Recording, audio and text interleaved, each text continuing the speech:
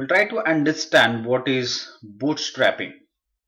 So we'll first learn what is bootstrapping, the theory of bootstrapping, and then we'll take an example to understand how we use bootstrapping while building analytics model or data science models. So we'll first understand what bootstrapping is all about. So it's one of the resampling techniques. So there are many resampling techniques. This is one form of resampling. Okay, and what do we mean by resampling? It's resampling stands for repeated sampling. So you are trying to trying to sample data repeatedly from the same population. So that's resampling, and one of the form of resampling is bootstrapping, and it helps us in many ways, and we'll see few ways in which it actually helps us getting a very good understanding of model statistics. Okay, so one of the main use of bootstrapping is that it helps in knowing the accuracy of statistics, and we find out or we estimate statistics in many of these estimation that we do in data science, whether it's building a regression model, whether it's building a classification model, an unsupervised clustering model, an optimization model, or even for that matter calculating the mean variance of a sample or a population. Okay, so we do estimation lot of times, right? And that's when we need to know how accurate is our statistics, the statistics that we compute or we estimate, whether it's the betas in the regression, whether it's the cutoff value in decision trees, whether it's the parameters from any optimization technique. We need to know how accurate these statistics are. So anywhere we do estimation and any form of estimation, we can use bootstrapping, and bootstrapping helps you knowing the accuracy level of the statistics computed from data. Okay, and it quantifies it. You can actually quantify and explain how accurate is your statistics, and for instance model statistics in a regression model. Okay, and it can be used in all kinds of statistical algorithms. Okay, as I've already said, whether it's regression, whether it's regression based model, whether it's classification model, linear regression model, or tree based models such as decision tree, bagging, boosting, random forest, or hyperplane based models such as support vector machines. So any types of regression any types of statistical model or machine learning model you take, you can use bootstrapping in knowing the accuracy of the statistics you are computing. Okay, and it's applicable in all situations, whether it's very simple situation in terms of calculating the mean or variance or standard deviation, or it could be as complex as calculating million parameters from your data sets for any ensemble models. Okay, everywhere this could be used, and there is no complex mathematics. It's very easy to understand, and in the next slide I'll explain you how easy it is. Okay, so what is bootstrapping? So it's repeated sampling with replacements, and this is the most important word, with replacement. So you do repeated sampling. You take a sample out of the population or a subsample from the main sample, but with replacement. That means the same data point can be present in your subsample twice.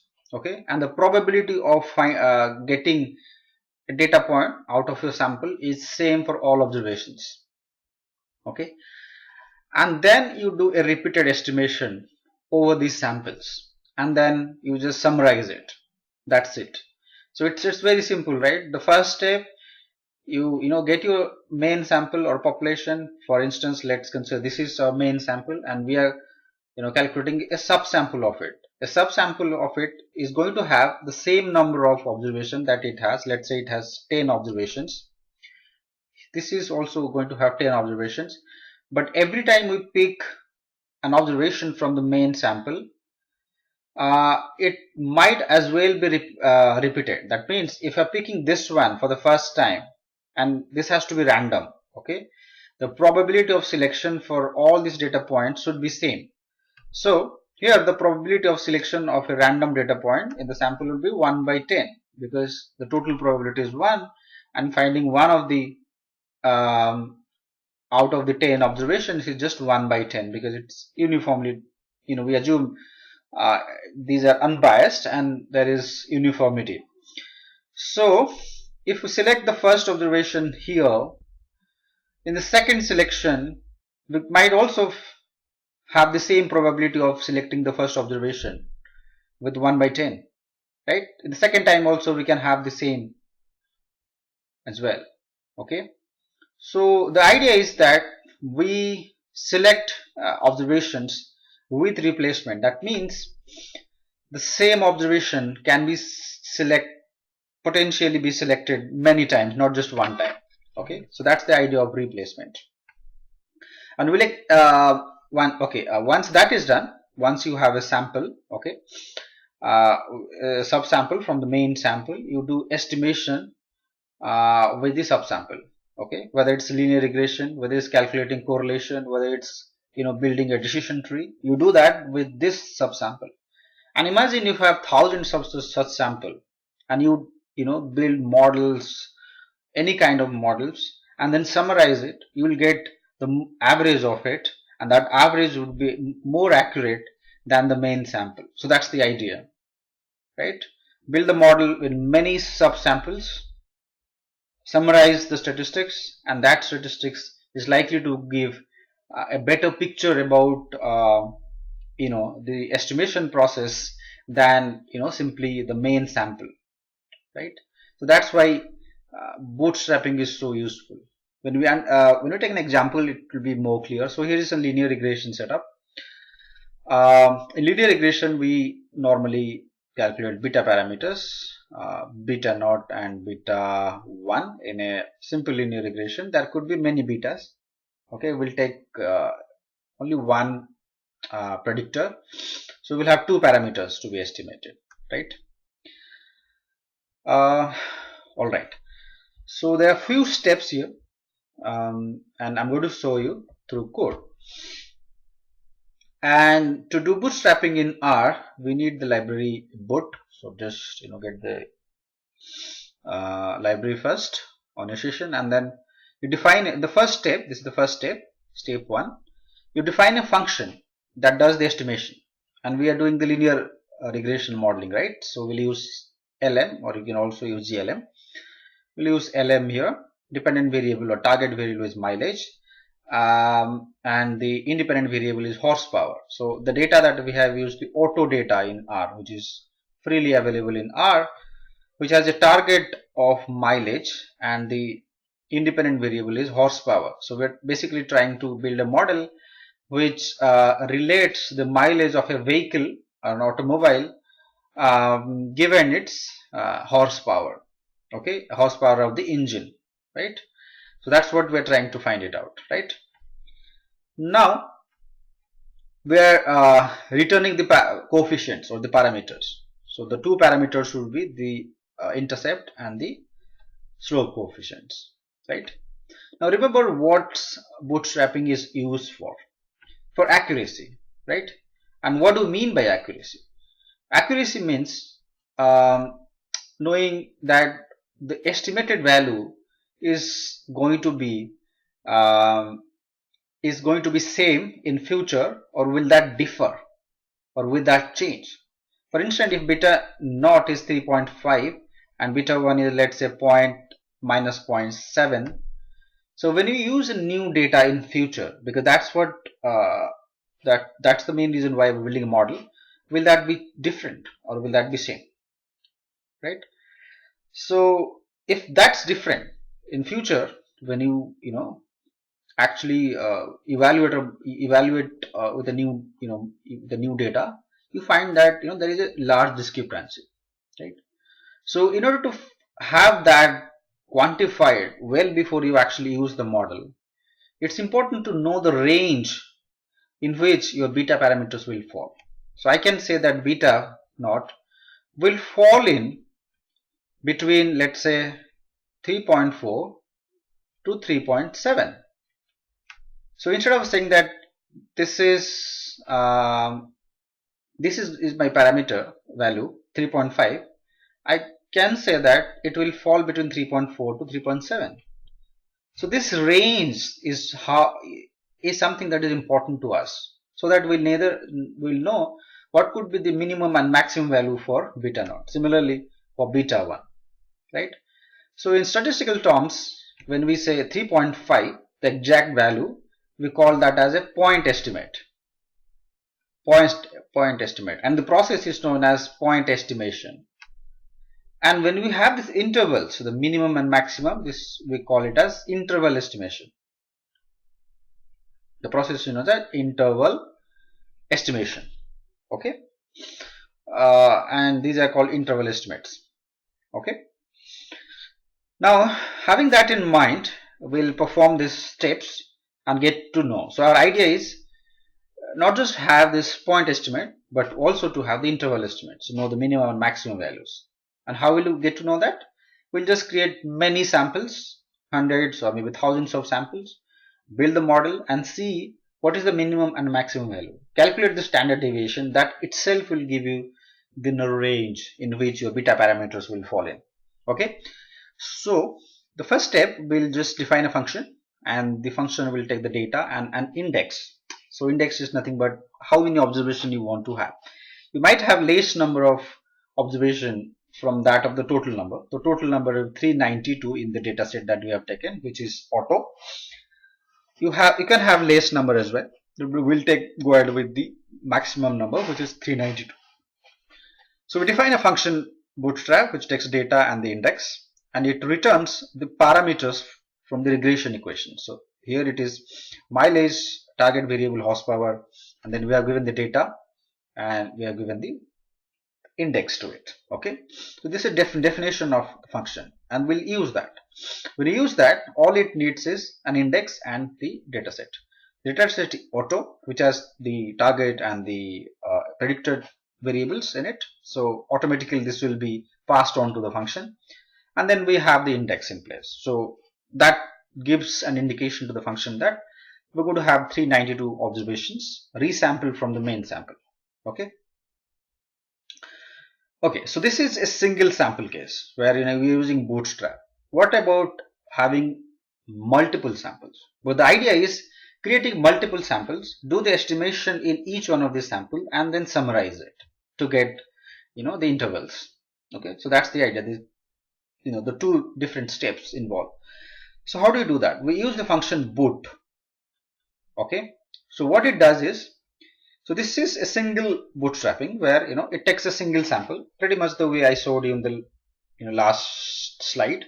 Takes the same type of resampling, but then it is repeated for many times. Or how many times we want? We want it for 1,000 times. You can actually have it more as well, but the computational times will be more.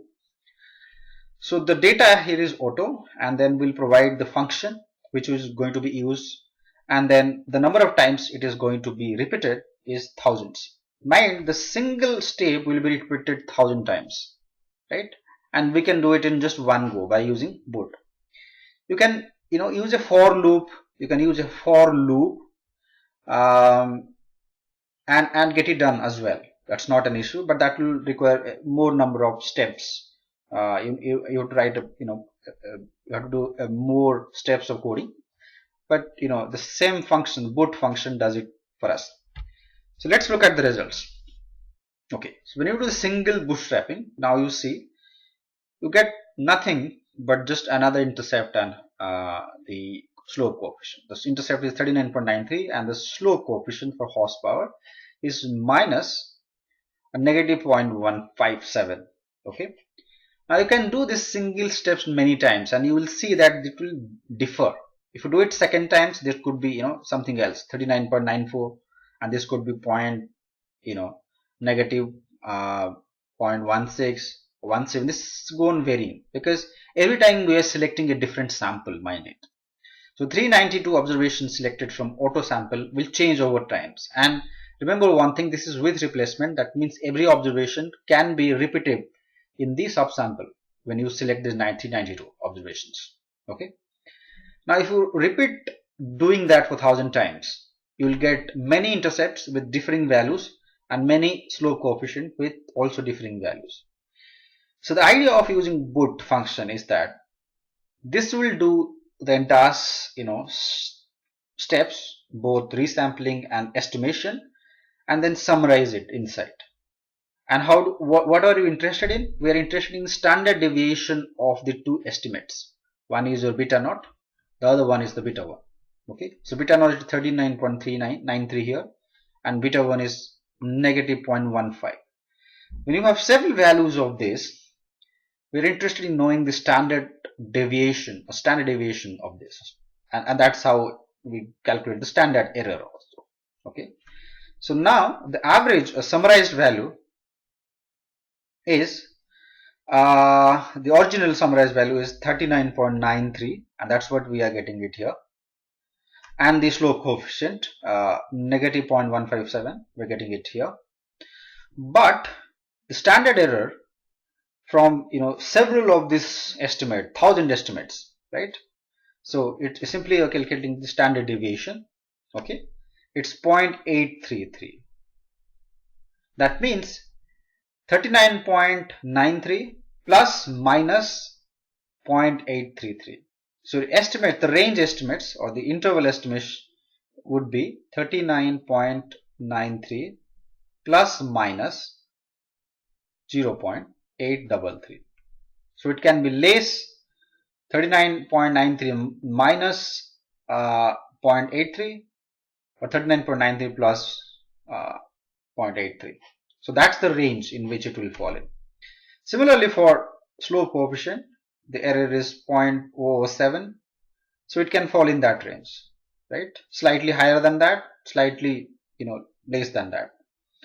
So that's how we calculate the interval estimation. Now one question you might be wondering by now is that, well, we always get the standard error in linear regression process. Then why do it, all this? Why do these steps? It looks more complicated when we, by default get these numbers directly from the linear regression. When you use LM function or GLM function, you by default get standard error, right? And you get point estimate, your beta values, and also the interval estimates, along with your other results like R square and so on. So why do it explicitly? There are many reasons for it. So we'll see why. So many times standard error measured from the model directly is not reliable for many reasons, and we'll see what the reasons are. So it could be inflated, or it could be the opposite of it. The many reasons for which it could happen. So the standard error estimation in the linear regression methods with ordinal least square, or even any other technique like maximum likelihood and so on, for not just linear regression, logistic regression and so on, not logistic regression, I'm sorry. For linear regression, the assumption is that the error terms should be normally distributed, which is not the case many times. Linearity assumptions, which is not the case many times. You could have a quadratic line that fits your data. It may not be a linear line. So if there is a misspecification of the model, then your standard error will be not very accurate. Non-random X, because we assume that X is fixed, it's not random. The only random thing happening is your error term, right? That could violate. S could be also random. It could be a function of time also, right? So that could be one possibility. Multicollinearity, having high correlation between your different independent variables x1, x2 and so on, right? So that could also adversely affect your standard error. So all these points or assumptions are important while interpreting the standard error from the model output. But if you have this assumption violated in some sense, in some cases, then you cannot interpret standard error. So you have to go through this bootstrapping method to find the standard error. So where else we can use? Okay. So bootstrapping doesn't have any assumption as such. It's very simple, very rather easy way to calculate and get the statistics done. So there's no assumption as such. So it's very convenient to find. So variables we use. So some models do not give standard error by default. It's many models. Okay. So if you're using Monte Carlo, Markov chain Monte Carlo, and there are many other such models where you won't find standard error results directly from software. Some software obviously use these bootstrapping methods and find it out for you and then give it by default, but not many of them. So in that case, if you need such a thing, such interval estimation, interval estimates, then you can use this. In practical applications, bootstrapping is also useful in model validation. In model validation, so you validate your model, then also doing scenario testing, scenario analysis. Okay, I won't get into details of it. Those who are interested in knowing what these are can read up. There's plenty of material online. In scenario analysis also, or scenario testing, we use bootstrapping quite a lot. So this is also useful when there is even simplest of the estimation. It could be, estimating the sample mean. As I've said in the beginning, if you're estimating mean of a sample from a repeated sample, you can find out where your mean will lie. What is the interval in which your mean will lie? Not just having the point one, you'll also know the interval, the minimum value of mean, the maximum value of mean, and that helps actually interpreting your results. Now, question is why we have taken 1000? Why not 500 and why not 5000? Well, it all depends on how accurate you want to be. The more you use, the better results you likely to get. But from after a given threshold, you probably won't have much of a change. But the computation time is one of the main factor to be considered while setting up how many subsamples you want to be taken for this. Okay, so bootstrapping is very useful. Okay, not just in traditional statistical models, even for in the modern the statistical learning model with tree based model and so on. And remember one thing, that this is useful not just in inference, because standard error is something that you are worried in inference. It's also quite useful in predictive models, right? So simple predictive models, if validated properly with bootstrapping, can perform very well in a holdout sample or in a new sample that is going to be the model is going to be tested upon. Thanks.